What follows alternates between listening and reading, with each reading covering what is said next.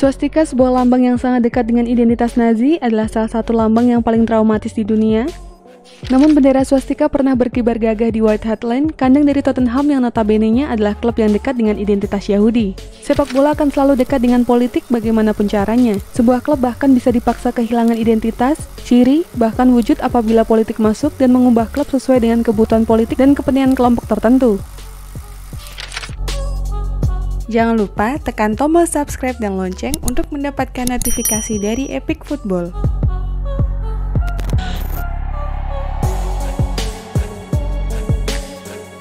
Tottenham Hotspur sangat identik dengan White Hart Lane, rumah Spurs yang terletak di bagian utara London. Selain itu, Spurs memiliki identitas kuat sebagai klub Yahudi, didirikan dan didukung oleh komunitas Yahudi di London Utara dan Barat. Spurs merupakan representasi kaum Yahudi tidak hanya di London namun juga di Inggris. Di Perang Dunia II, Yahudi menjadi musuh utama kala Hitler menguasai Jerman dan melakukan invasi di Eropa. Tujuan menguasai dan nafsu besar menyingkirkan Yahudi adalah ambisi Hitler. Logo swastika yang dibawa Hitler adalah perwujudan yang masih traumatik bagi sebagian besar penduduk dunia. Namun Desember 1935, swastika pernah berkibar di atas White Hart Lane dengan gagahnya. Tentu berkibarnya swastika sangat mengandung muatan politis dan kontroversial. Lalu bagaimana dua hal yang kontradiktif bisa menyatu ketika logo swastika berkibar gagah di atas markas kesebelasan yang kuat dengan unsur Yahudi?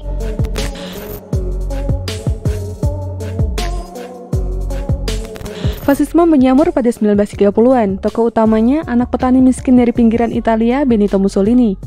Ia maju menjadi Perdana Menteri dengan menggunakan Partai Fasis Italia.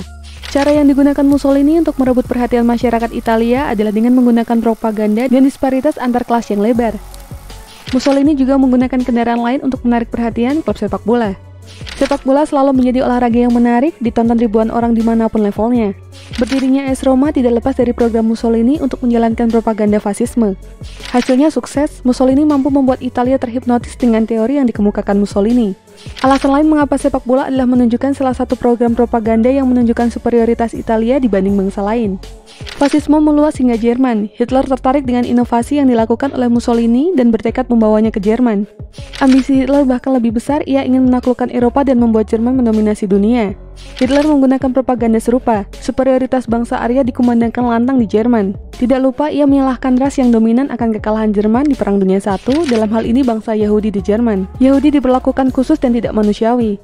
Semua orang Yahudi wajib menggunakan penanda untuk menunjukkan jati diri mereka. Tidak berhenti di sana, klub-klub Yahudi Jerman dilabeli Juden Club dan hak mereka berkompetisi dikebiri. Beberapa bahkan dibuat bangkrut karena terbatasnya fasilitas untuk Juden Club.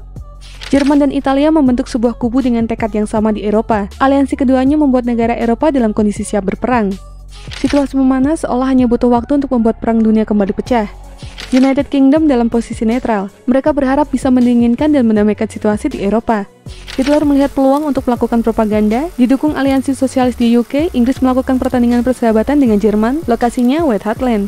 Kontroversi menyeruak, pro dan kontra muncul, mengingat apa yang dilakukan Hitler di Jerman kepada Yahudi, membuat rakyat Inggris menolak, terkhusus supporter Tottenham Hotspur yang mayoritas Yahudi.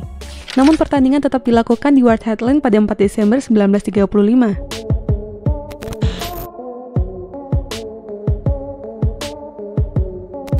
Beberapa surat kabar di Inggris sempat menyerukan pandangan yang positif mengenai pertandingan ini. Mereka secara kompak menyebut bahwa Inggris harusnya menikmati pertandingan ini. Jerman adalah negara dengan sepak bola yang berprestasi, England for England adalah seruan yang dilakukan surat kabar tersebut.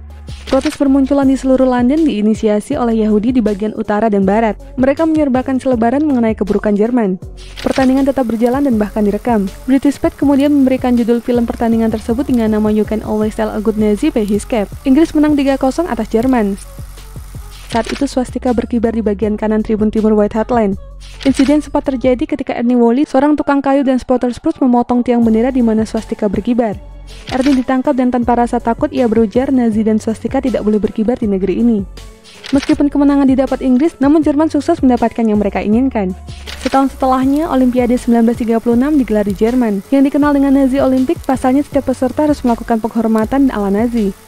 Banyak peserta yang mundur, namun tidak dengan United Kingdom yang mengirimkan kontingen mereka. Inggris dan Jerman kembali bertemu pada 14 Mei 1938 dalam laga persahabatan di Stadion Olimpik Berlin, hanya 2 bulan pasca Neville Chamberlain selaku Perdana Menteri menyatakan damai dengan Inggris dan menolak bergabung dengan aliansi yang dibangun Italia, Jerman, Jepang, dan berlangsung 2 bulan dari invasi tentara Jerman ke Austria. Ironisnya, Inggris harus melakukan Nazi Salute seperti yang dilakukan Jerman. Gambar Inggris melakukan hormat kepada swastika menjadi headline di seluruh media massa di UK. Mereka menyebut hal yang memalukan bagi Inggris. Meskipun menang 3-6 atas Jerman, tidak ada satupun media yang membahas kemenangan tersebut. Semua fokus kepada Nazi Salute yang dilakukan pemain Inggris. Kurang dari 12 bulan usai pertandingan persahabatan tersebut, Inggris dan Jerman berperang di Perang Dunia II, sebuah perang yang berlangsung hingga 1945. Dan seperti yang diketahui, Jerman kalah dari Sekutu. Hitler dan Mussolini tewas dengan cara mengenaskan. Jerman dan Italia menggunakan sepak bola sebagai propaganda meraih suara dan dukungan di Perang Dunia II. Namun Inggris pun tidak jauh berbeda, hingga kini sepak bola menjadi alat dan kendaraan politik yang paling nyaman dan efektif di seluruh dunia.